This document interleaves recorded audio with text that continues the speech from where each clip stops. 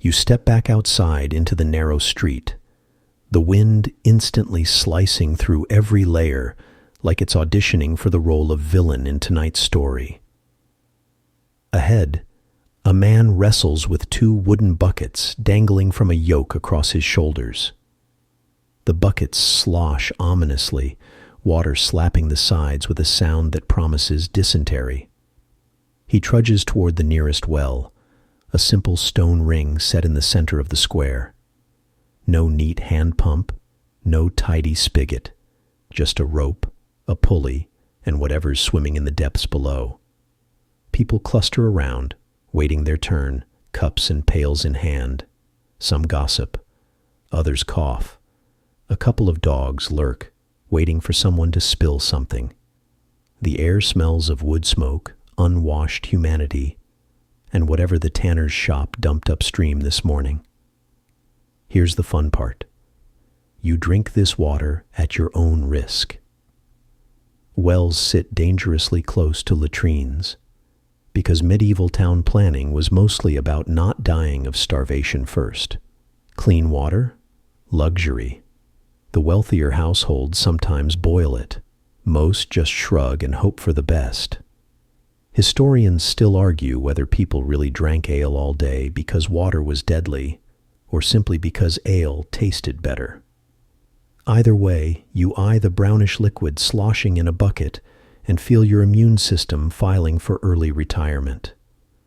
A woman dips her bucket, hauls it up hand over hand, and pours some water into a jug that looks older than most family trees. Kids run past, shrieking, splashing through puddles that probably contain everything except actual cleanliness. You sidestep as one nearly barrels into you, his shoes spraying mud with each enthusiastic stomp. Someone tips a bucket into a horse trough. The horse snorts, drinks anyway. You wonder briefly if animals here have iron stomachs or just short lifespans. Down the alley, you spot the open drain, the town's proud contribution to sanitation. A shallow channel runs between houses, carrying away wastewater, kitchen scraps, and the occasional unidentifiable lump bobbing along like it's escaping on a solo voyage. This sewer empties into the nearest river, which also happens to be where washerwomen scrub clothes upstream. Medieval efficiency. 2 birds, 1 cholera outbreak. A man in patched hose tosses something suspiciously round into the channel. It bobs once before the current claims it. Nobody reacts. This is normal. You try not to breathe through your nose. Near the edge of the square stands a public fountain, donated decades ago by some well-meaning noble whose descendants probably moved somewhere cleaner.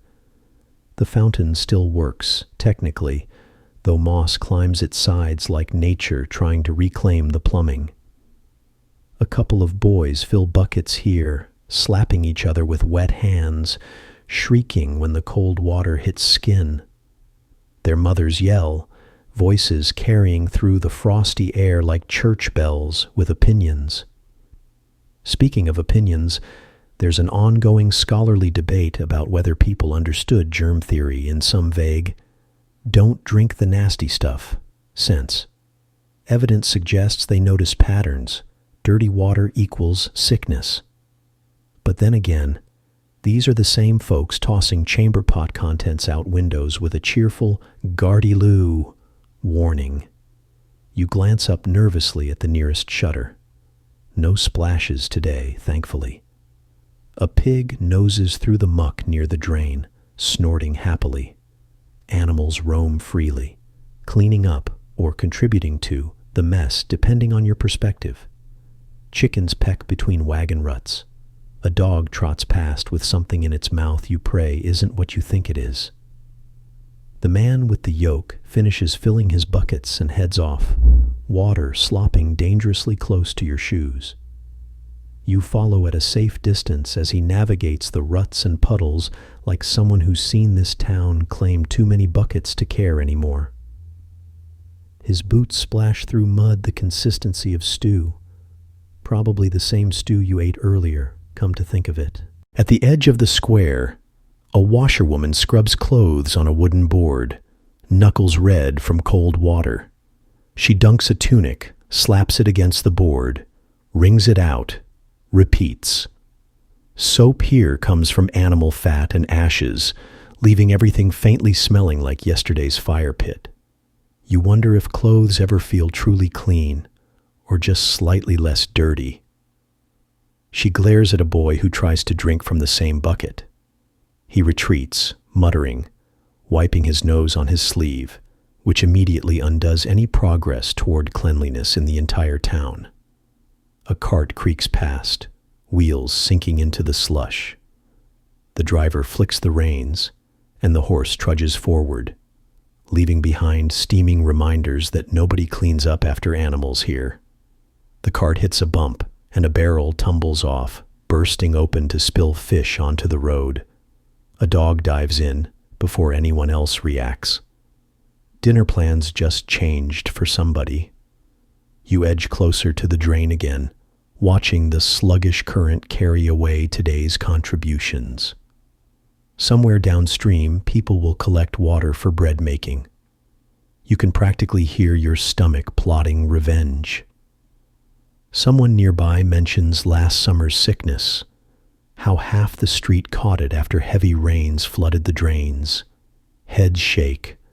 Someone spits into the gutter. Life goes on, filthy and indifferent. And as the wind cuts through the square, rattling shutters and carrying the mingled smells of wood smoke, mud, and humanity, you realize something important. In medieval towns, the water keeps moving, but the dirt always wins.